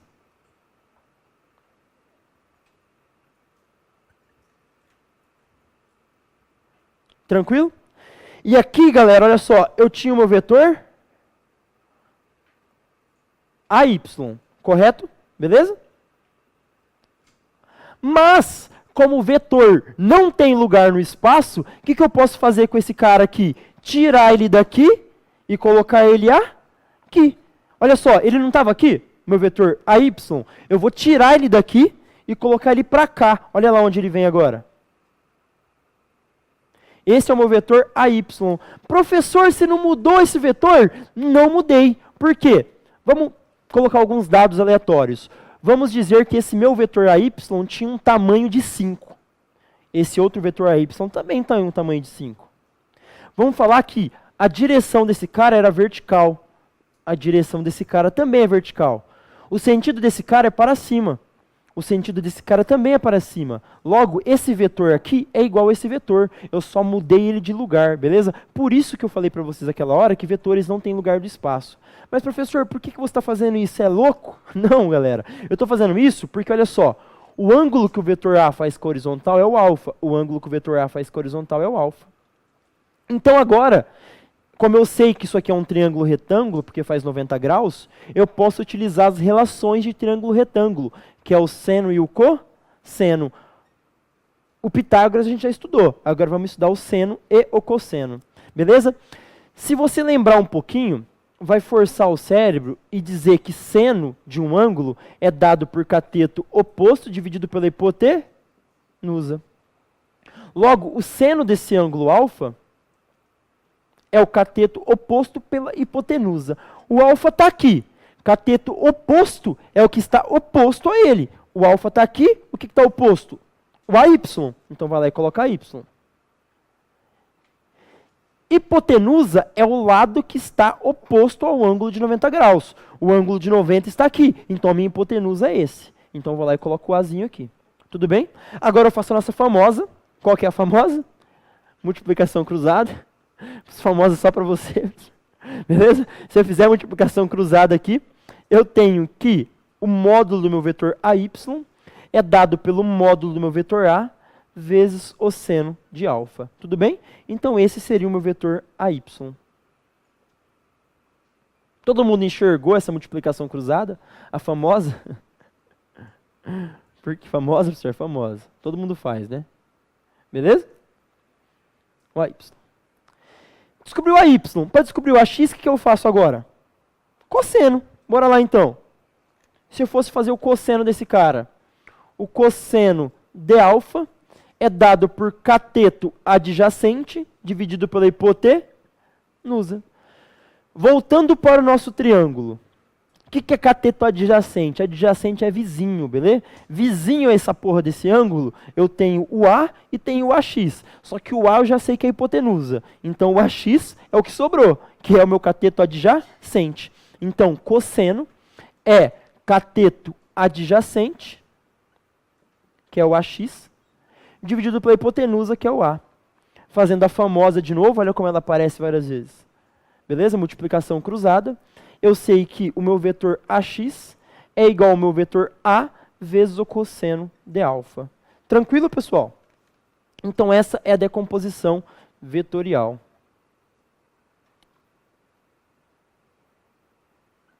Beleza? Beleza? Vou pegar minha folha. A y é igual a A vezes o seno do ângulo, tudo bem? Beleza? A y é igual a vezes o seno do ângulo. Tranquilo? Viu como a gente chegou nele? Sabe por que eu ensinei vocês a fazerem essa decomposição?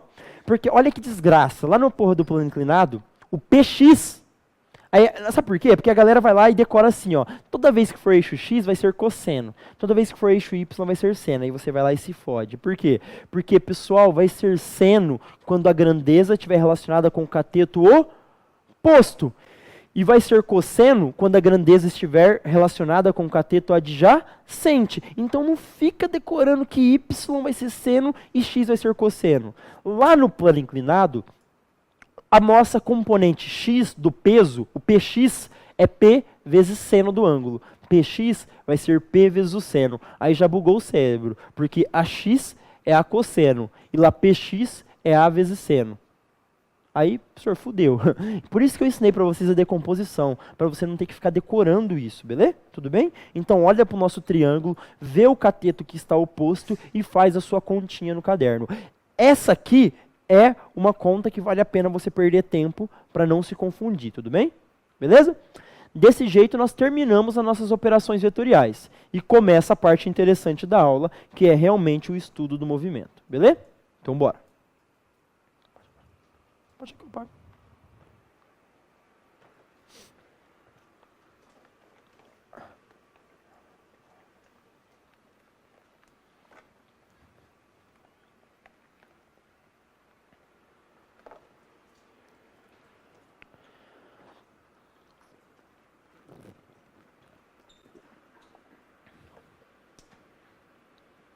Só o sinal é 8 e 9 horas? Bom.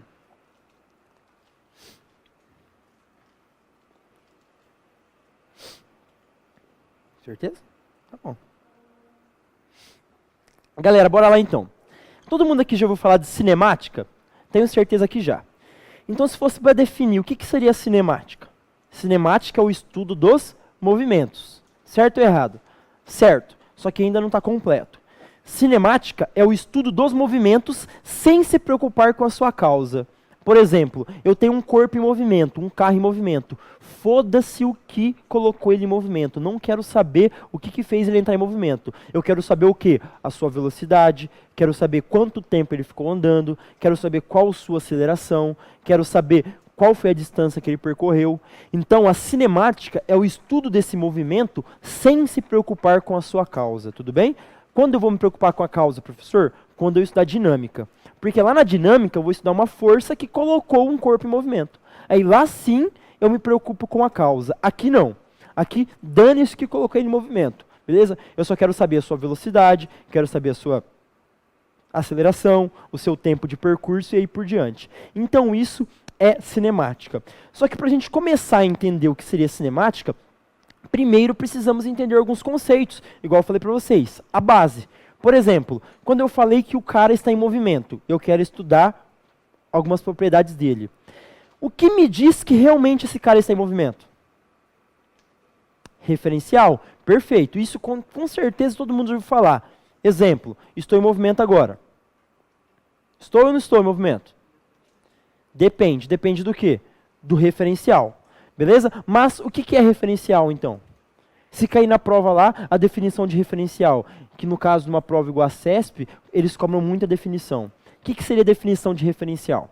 Referencial, pessoal, é o objeto ou lugar ao qual eu irei definir se um corpo está em movimento ou não. Então, o que é referencial? É um objeto ou lugar ao qual eu irei definir se um corpo está em movimento ou não. O que eu acabei de falar para você? Estou andando. Estou em movimento? Depende. Em relação ao apagador que está ali parado, eu estou em movimento. Mas em relação ao microfone, eu estou em movimento? Não. Mas espera aí. O que é movimento e o que é repouso? Entenderam?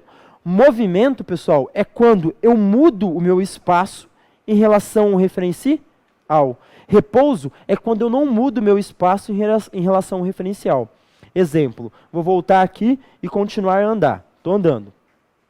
Estou em movimento? Depende. Em relação ao apagador, eu estou.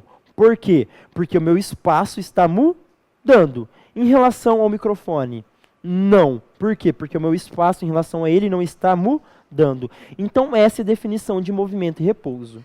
Aqui, eu dei dois exemplos de referenciais, que é o apagador e o microfone. Então, eu tenho um referencial só? Quantos referenciais eu tenho?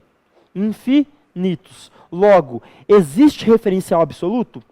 Não, não existe referencial absoluto. Por quê? Porque existe infinitos referenciais, tudo bem? Então, pessoal, alguns conceitos aqui, ó, vou definir para vocês o conceito de referencial.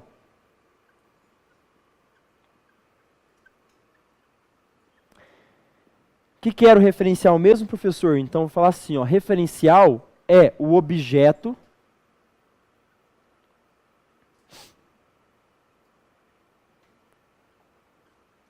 ou lugar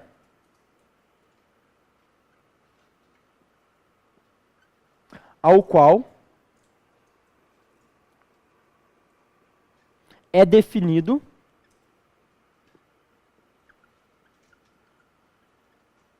se um corpo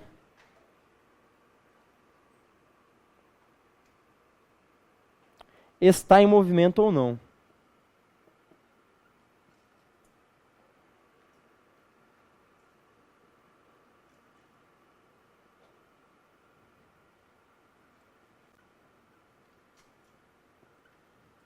Beleza?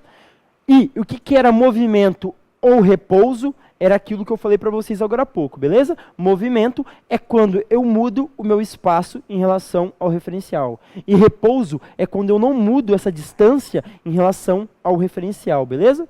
Tudo bem? Movimento e repouso. Sabe o que seria interessante aqui? Você circular lá que não existe referencial absoluto. Então vai lá e coloca, ó, não existe referencial absoluto.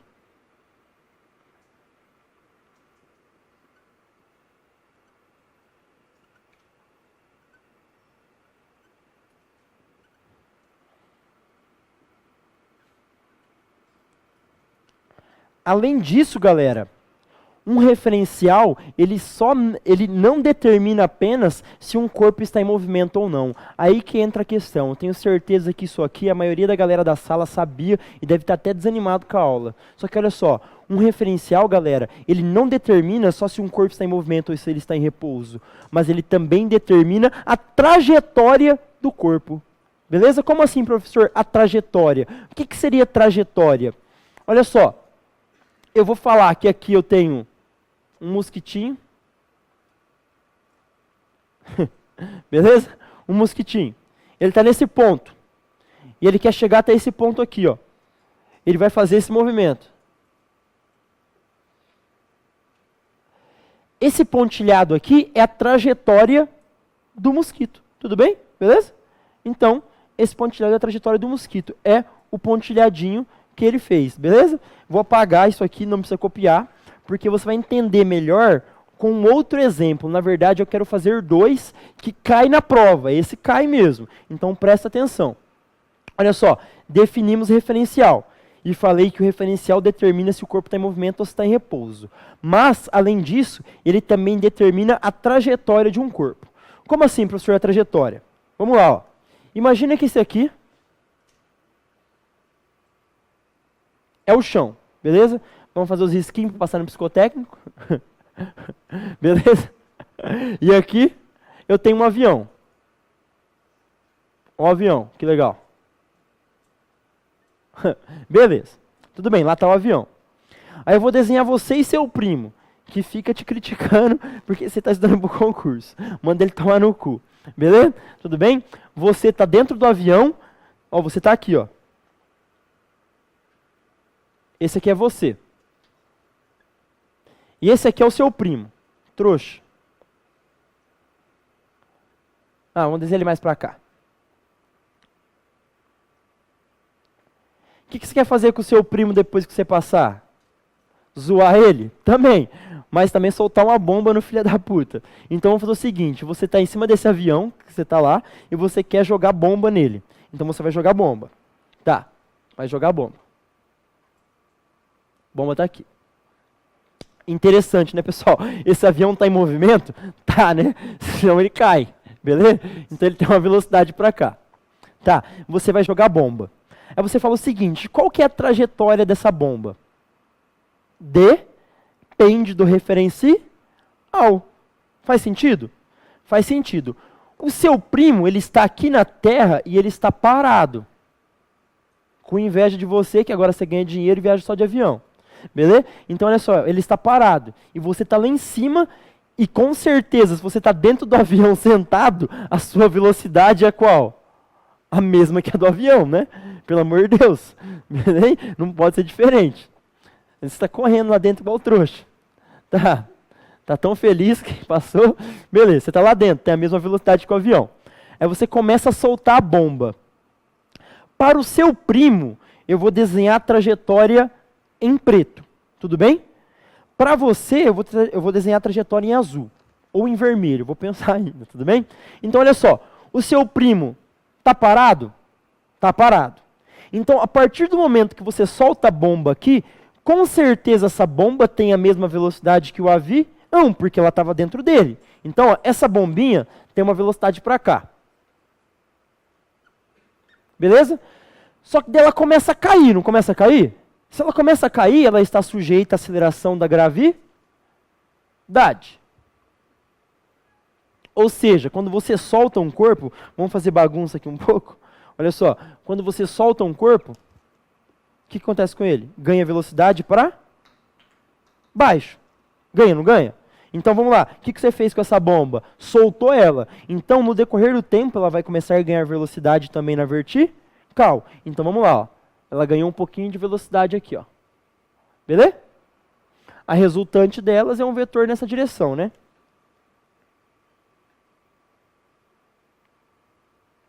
Tranquilo? Tudo bem? Ela começa a cair. A velocidade na horizontal dela continua lá. E na vertical começa a aumentar. Sempre vai fazendo isso. Ou seja, a trajetória dessa bomba é essa aqui, ó. Tudo bem? Por que essa daqui, professor? Porque a bomba tem tanto uma velocidade na horizontal quanto uma velocidade na vertical. Entenderam? Faz sentido? E essa velocidade na vertical aumenta cada vez mais porque ela está caindo. Tudo bem? Beleza? Tudo bem, então. Então, olha só. Tem essas duas velocidades. Vamos olhar o seu primo. Ele está parado? Está parado. Então, o seu primo tem alguma velocidade? Não. Então, para o referencial, seu primo, trouxa, você tem velocidade na horizontal e também velocidade na vertical. Então, o seu primo vai ver a bomba caindo desse jeito. Mas e para você, que está dentro do avião? Por referencial você está aqui dentro. Você tem velocidade na vertical? Não, porque você não está caindo, ninguém quer cair do avião. Então você não tem velocidade na vertical. Então logo, para você, a bomba tem uma velocidade aqui. Mas na horizontal, você tem velocidade? Tem, que é a mesma do que a bomba. Ou seja, na horizontal, a bomba é como se ela não se mexesse para você. Por que ela não se mexe para você? Porque tanto você quanto ela tem a mesma velocidade. É a mesma coisa se eu pedisse para ele levantar e eu e ele começasse a andar aqui no tablado com a mesma velocidade, um do lado do outro. Eu estou me movendo em relação a ele? Não. Por quê? Porque nós dois temos a mesma velocidade. Ou seja, para o cara que está no avião, que é você, a bomba não tem aquela velocidade na horizontal. Porque é igual para vocês dois. Ela só tem velocidade na vertical. Então você vai ver a bomba cair desse jeito, olha só. Verticalmente para baixo. Tudo bem? Entenderam isso? Logo, pessoal, o referencial, além de determinar se um corpo está em movimento ou se ele está em repouso, também determina a trajetória desse corpo. Tranquilo? Esse exemplo cai, professor, já vi cair algumas vezes. Por quê? Porque a banca vai reciclando questões. Vai reciclando questões. Por isso que é importante você fazer bastante questão. Como, professor? Talvez, se a prova fosse hoje, você nunca viu isso, na hora que você olhar, você ia falar, o quê? Tem duas direções diferentes, né? Fudeu. Por quê? Porque você nunca viu isso. Agora, como você já viu, se você pegar um outro exercício parecido, você já vai saber por onde começar. Fala um outro exercício parecido. Um outro exemplo muito importante que sempre cai é o caso do ônibus. Você está dentro do busão, está lá parado dentro do busão, beleza? Está segurando lá em cima e está assim com a bolinha, ó. Jogando, bolinha. Está jogando a bolinha. Certo? Você tem uma velocidade na horizontal, que é a mesma velocidade que o ônibus. A bolinha também tem a mesma velocidade na horizontal. Então, olha só. Eu estou aqui. Cadê? Vamos fazer mais bagunça. Não vou jogar no chão agora não, tá? Fica tranquilo. Você está aqui, ó, jogando a bolinha. Certo? Beleza? Você está lá. E pegando ela. Para você, a bolinha só tem velocidade na vertical. Por quê? Porque a da horizontal é a mesma para vocês dois. Ambos estão no ônibus. Então eu estou lá, estou andando no busão. Estou aqui, ó. Para você, essa é a trajetória da bolinha, vertical. Para mim, no caso. E para você que está aí fora, lá esperando o busão no ponto de ônibus. Passou o meu e você está lá parado. Para você, a bolinha tem essa direção, tem essa velocidade vertical, mas também tem a velocidade horizontal. tal que a do próprio ônibus. Logo, a trajetória é diferente para nós dois. Vamos desenhar aqui? Olha só. Imagine que aqui é o chão. Tudo bem? Aqui está você. E aqui está o ônibus. Bem esquisitão o ônibus. Tudo bem? Aqui está o ônibus. Esse ônibus tem uma certa velocidade na horizontal. Para você que está lá dentro, você é o carinha que está de vermelho, está jogando a bolinha para cima e para baixo, ela só tem velocidade na vertical. Então você vê essa trajetória da bolinha. Já para o cara que está aqui fora, essa bolinha tem velocidade na vertical, mas também tem velocidade na horizontal. Então o cara que está lá fora, que está de preto, ele veria essa trajetória aqui, ó, da bolinha. Beleza? Entenderam então? Essa questão de trajetória? Isso aí cai, professor, cai bastante, tá? Então faça uma observaçãozinha nisso aqui e dê uma estudadinha depois de novo. Tudo bem? Alguma dúvida? Confunde um pouquinho. Tranquilo? Mas vamos lá. Solta a bomba no seu primo que ele merece.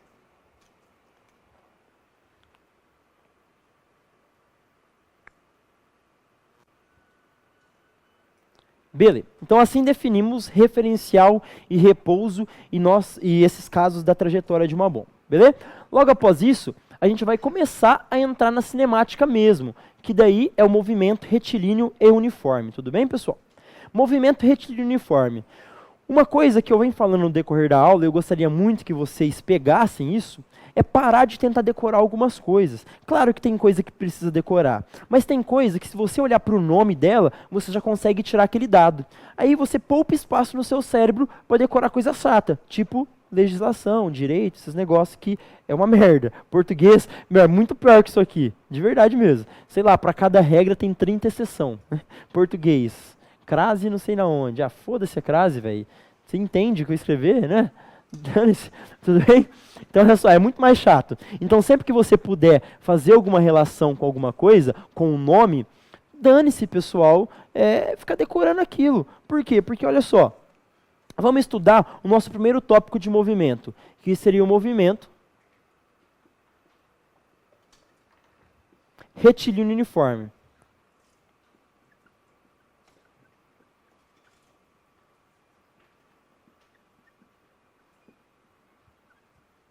Como assim, professor? Movimento retilíneo uniforme, o nosso famoso MRU.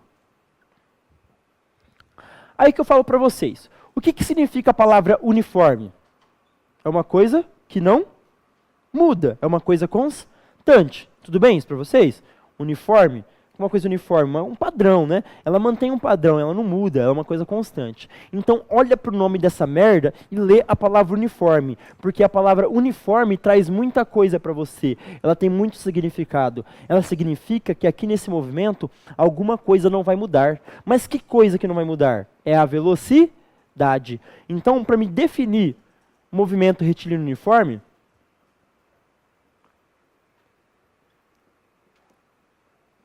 como que eu posso escrever, pessoal? Vou falar para vocês que o movimento retilíneo uniforme é um movimento cujo o módulo da velocidade permanece constante. Olha só, o módulo da velocidade permanece constante, beleza? Então, olha lá, aqui a velocidade é constante.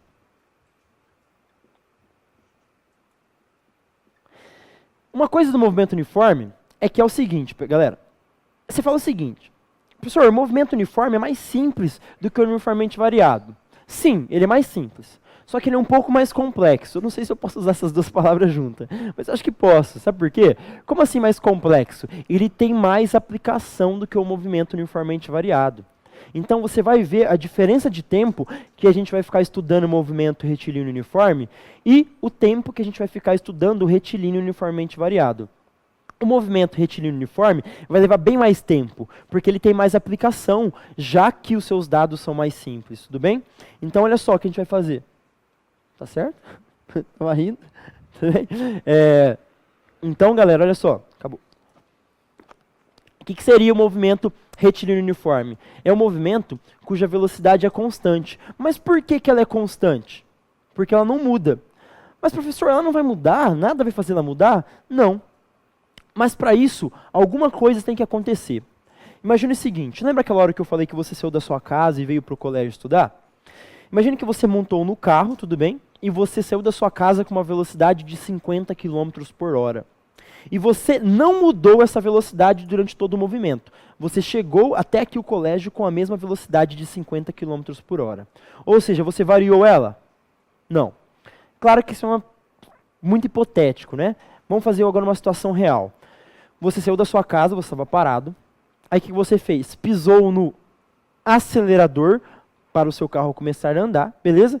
Aí beleza, você chegou até 50 km por hora. Aí você avistou um quebra-mola, beleza? Uma lombada, e pisou no desacelerador ou freio para reduzir a velocidade desse carro. É, professor, eu sou doido, eu meto o pé no acelerador e rampo o negócio. Beleza? Você é doido mesmo. Tá, tudo bem. Dane-se o que você faz. Eu só quero, pessoal, que vocês entendam a seguinte coisa. O que você acabou de fazer? Você pisou no acelerador ou no desacelerador. Para que você fez isso? Para aumentar a velocidade do carro ou para diminuir a velocidade do carro. Logo, a grandeza, a única grandeza que varia a velocidade é chamada de aceleração. Eu posso prometer isso para vocês, que daqui a pouco a gente vai provar isso. Beleza? Pode escrever no caderno. A única grandeza que varia a velocidade é a aceleração, mais nada varia a aceleração. Logo, se aqui a velocidade é constante, quanto que vale a aceleração? 0. Porque se possuísse aceleração, ia fazer o que com a velocidade?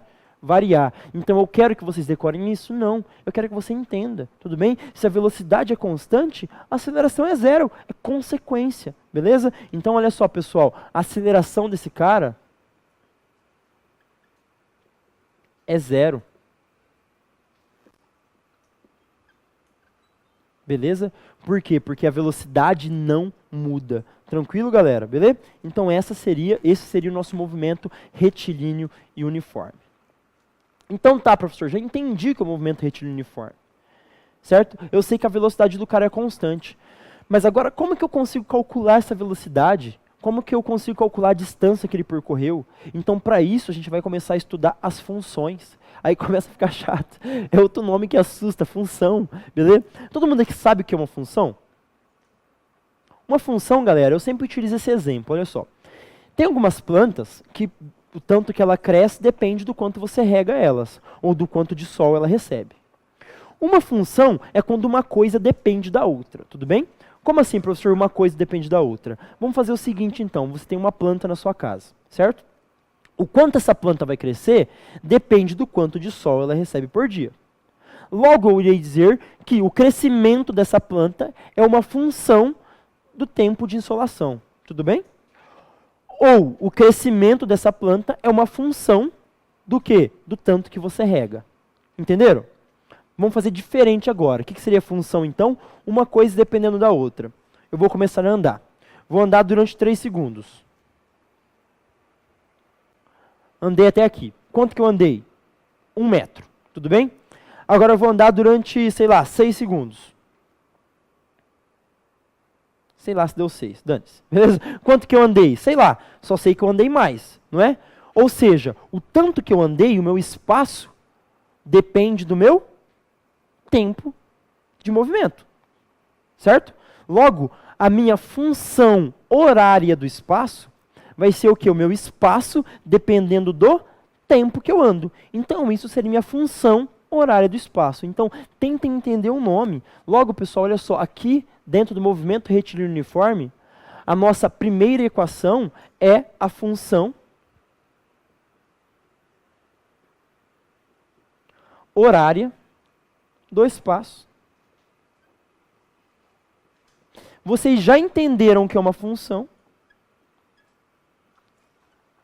E agora vai entender o que é a função horária do espaço. Olha só, é o espaço dependendo do tempo.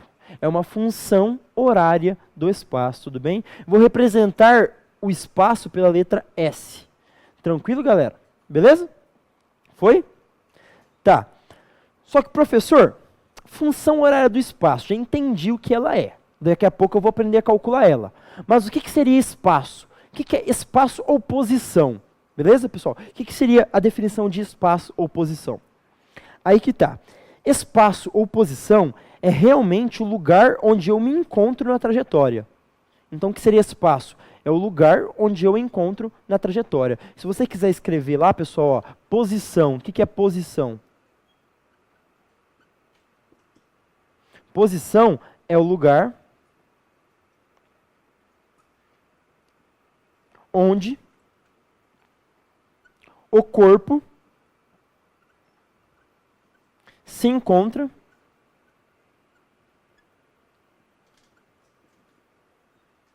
na trajetória.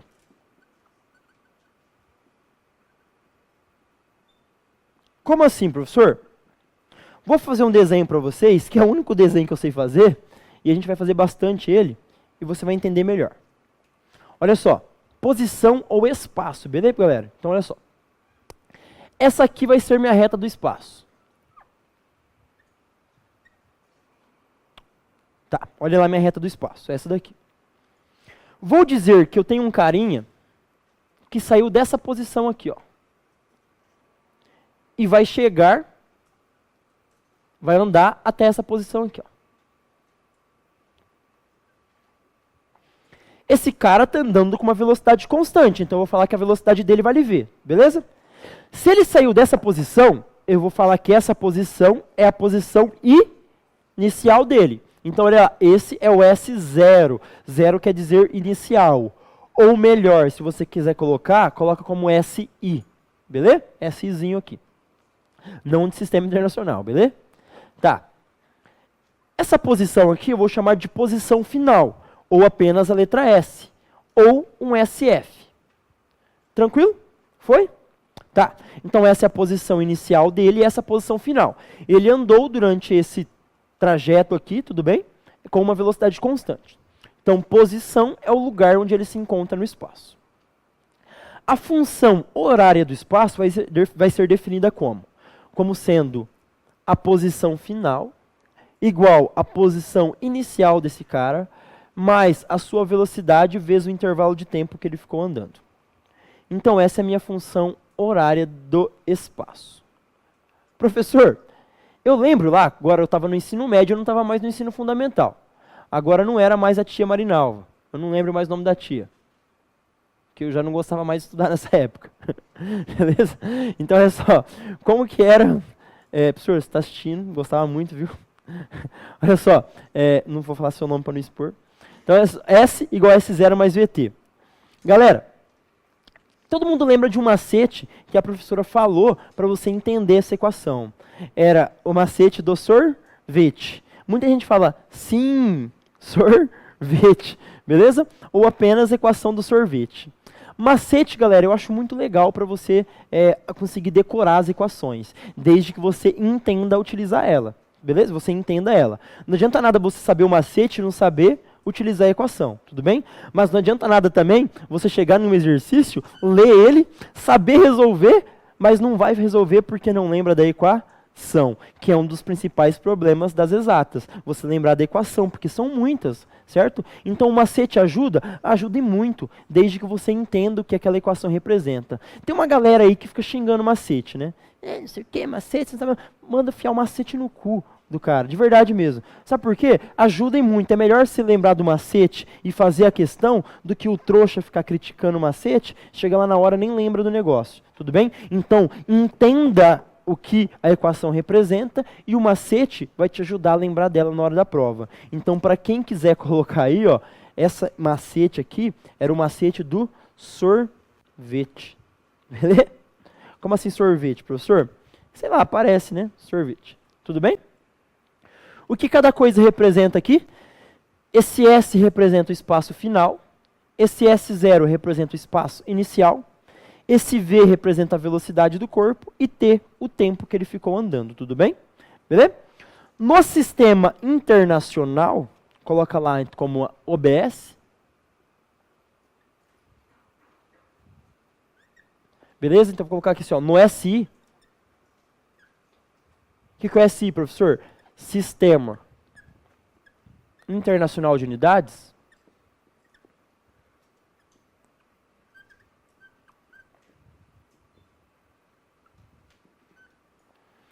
Cada parâmetro desse, cada grandeza dessa, tem uma unidade específica. Por exemplo, espaço ou posição. Você pode medir ela em metros, pode medir em centímetros, pode medir em quilômetros e aí por diante. Beleza? Tá, professor, mas vou medir em quê? No sistema internacional, pessoal, espaço ou comprimento, olha só, o S vai ser dado em metros. Beleza? Tudo bem? O V, que é a velocidade, vai ser dado em metros por segundo.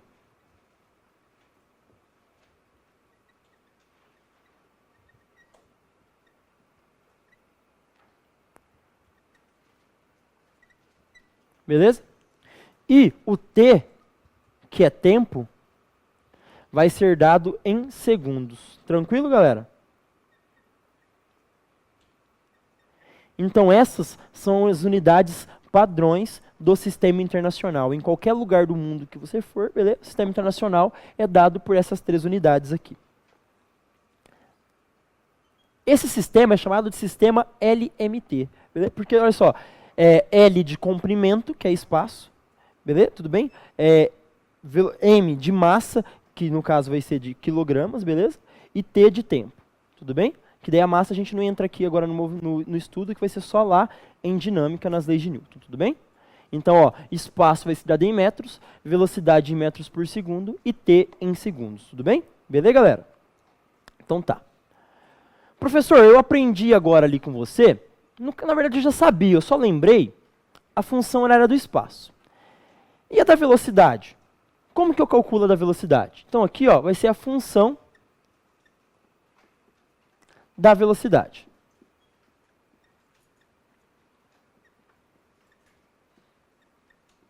Pessoal, quem não quiser, não precisa entender a dedução que eu vou fazer agora. Eu só vou fazer ela para provar para você que no movimento uniforme eu só tenho uma equação, tudo bem?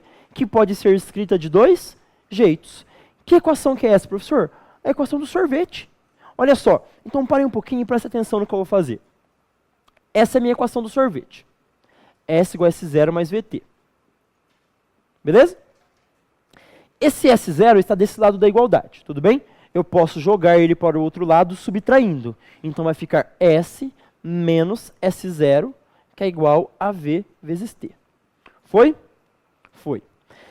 S menos S0, pessoal, é variação de espaço. Como assim variação de espaço? É a posição final menos a posição inicial. Então, S menos S0, eu posso representar como sendo delta S. Tudo bem?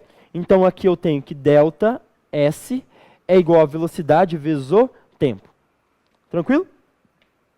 Esse tempo está multiplicando. A operação inversa da multiplicação é a divisão. Logo, se ele está multiplicando, eu posso passar ele dividindo. Aí eu tenho que velocidade é igual a delta S por delta T. Professor, você está louco. Por que você está louco? Era só T e não delta T. Beleza, pessoal, olha só. Eu substituí o T por delta T porque normalmente começamos a contar o tempo do zero, não é? Olha lá. 1 segundo, 2 segundos, 3 segundos. Comecei a contar o tempo da onde? Do zero. Aí, galera, o meu delta T, que seria T final menos T inicial, desde que o meu T inicial seja zero, o meu delta T é o meu próprio tempo, beleza? Que eu fiquei andando. Então, essa equação aqui, ela é famosa e ela é conhecida como sendo a equação da velocidade média de um corpo em movimento uniforme. Beleza? Professor, por que velocidade média? Olha lá. A velocidade desse cara não é constante? É. Então você saiu da sua casa de manhã e veio para o Alfa aqui agora à noite estudar. Você saiu de lá e veio para cá com a mesma velocidade de 50 km por hora. Então, qual foi a sua velocidade? 50 km por hora. Qual foi a sua velocidade média? 50 km por hora. Qual foi a sua velocidade instantânea? 50 km por hora. Porra, tudo foi 50? Tudo foi 50. Por quê? Porque a velocidade é constante, ela não muda. Então esse movimento é legal por causa disso. Porque a velocidade média vai ser igual à velocidade instantânea, que vai ser igual à própria velocidade do corpo, tudo bem? E como que eu calculo ela? Como sendo ΔS por ΔT. Essa equação é muito importante, você tem que saber, beleza? Mas nada mais é que uma outra forma de escrever a nossa equação do sorvete. Tranquilo, galera? Tudo bem? Então, beleza. Mas aqui tem um detalhezinho. Que detalhezinho, professor? Olha só. Eu falei para vocês que lá no SI, no Sistema Internacional, velocidade é dada em metros por segundo. Só que lá no seu carro, como que é dado velocidade? Quilômetros por hora. Normalmente, então, na sua prova, vai cair em quê? Quilômetros por hora. Por quê? Porque é uma aplicação. Então, professor, fudeu, rasga a prova e vai embora? Não, porque tem uma transformação de quilômetros por hora para metros por segundo, tudo bem? E eu vou passar ela para vocês aqui agora. Se você tem uma grandeza em metros por segundo e você quer passar ela para quilômetros por hora, o que você faz? Se você está em metros por segundo e quer vir para quilômetros por hora, você multiplica pelo valor 3,6. Se você quiser voltar do quilômetros por hora para metros por segundo, você divide pelo valor de 3,6. Beleza? Tem alguns valores que já são batidos e tabelados, que você precisa saber para também poupar tempo na sua prova. Beleza? Quando que a gente vai saber isso, professor? Com a solução de exercícios. Por exemplo, quanto que vale 36 km por hora em metros por segundo? 10. Beleza? Então, quanto que vale 72 km por hora em metros por segundo? 20. Por quê? Porque 72 é o dobro de 36. Então, galera, são valores que você precisa não decorar, mas você vai decorar sem querer, porque vai fazer os exercícios toda hora, vai cansar de fazer a conta e vai ver que é sempre o mesmo. Tudo bem? Então, é o valor de 10 metros por segundo, de 20 metros por segundo, de 15 metros por segundo, beleza? De 25 metros por segundo, são valores que sempre aparecem. E quando vocês forem fazendo o exercício, vai ver que sempre vai aparecer ele, então você vai acabar decorando. Tranquilo? Beleza? Então essa é a nossa função da velocidade para o movimento retilíneo e uniforme. Beleza, pessoal? Então, o que a gente vai fazer agora? Antes de ir para o intervalo. Só vai começar a entender algumas aplicações desse movimento. Como assim, professor, aplicações desse movimento? Uma das aplicações é a definição se o movimento é progressivo ou retrógrado. Aqui que entra o vetor. Velocidade não é vetor? Até agora a gente não estava se importando com isso. Estava falando só do valor da velocidade. Só que agora a sua direção e o seu sentido vai importar, porque ela é um vetor. Então, olha só, vamos lá para o outro lado do quadro e vamos definir essa classificação dos movimentos.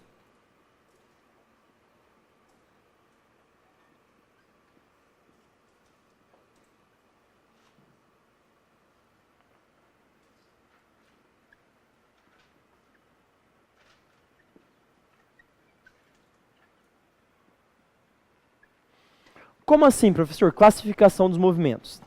Aqui dentro, a gente vai classificar um corpo como tendo um movimento progressivo ou retrógrado.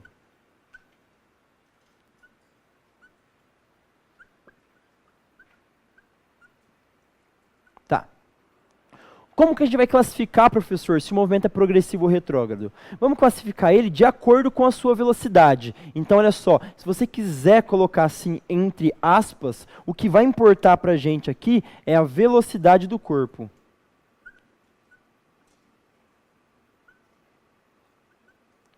É ela que vai definir para mim se o movimento é progressivo ou se o movimento é retrógrado. Tudo bem? Beleza? Tá, professor, como que a gente vai fazer isso?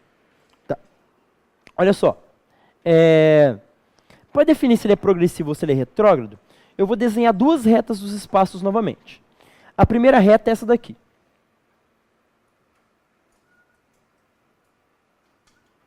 Beleza? Vou falar que essa posição é a posição, aqui é a reta dos espaços, tá? Essa posição é a menos 2, beleza? Essa posição aqui é a posição 0. Essa aqui, sei lá, é a posição 10. essa aqui é a posição 20. Beleza? Eu tenho um carinha saindo aqui da posição menos 2, indo em direção à posição 0, 10, 20. Tudo bem? Beleza? O que é? Isso aqui é você, galera. Professor, eu não sou redondo.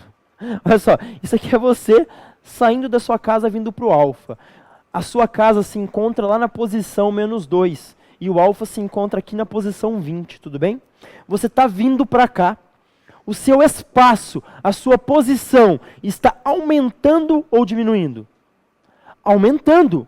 Então a gente vai falar que você está a favor da trajetória. A sua velocidade vai ser positiva. Olha só como o sinal do vetor começa a importar. Porque essa velocidade para mim é uma grandeza vetorial. Então aqui, pessoal, ó, eu vou falar que você está a favor da trajetória.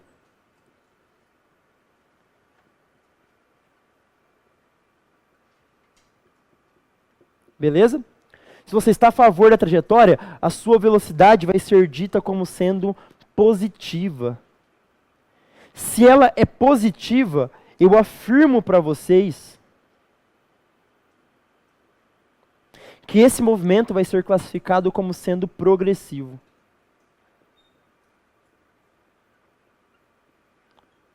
Então, professor, repete, resume. O que é um movimento progressivo? O movimento progressivo é aquele cujo móvel está a favor da trajetória. Ele aumenta a sua posição no decorrer do tempo. Ele estava na posição menos 2, foi para 0, para 10, para 20 e aí por diante. Beleza? A velocidade desse cara é positiva.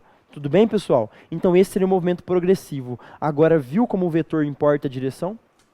E o retrógrado? O retrógrado, para encerrar a aula, é esse aqui, galera, olha só.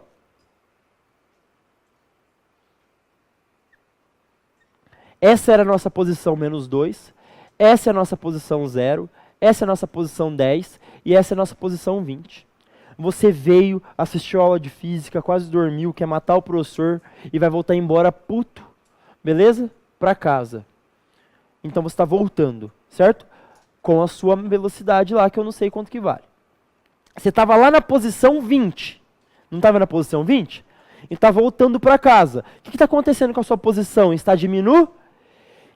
Ou seja, você agora está contra a trajetória. Estava na posição 20, foi para a posição 10, foi para a posição 0, até chegar na posição menos 2. Então agora eu vou dizer que você está contra a trajetória.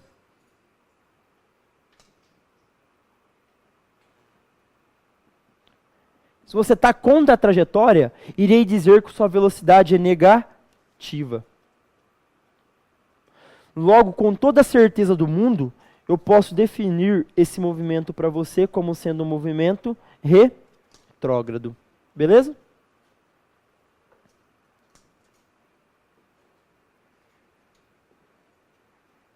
Tudo bem, pessoal? Voltamos do intervalo a partir daqui, então. Tudo bem? Qualquer dúvida, só me parar aqui agora. Deixa eu tomar uma aguinha ali e vamos fazendo alguns exercícios. Beleza, pessoal? Abraço.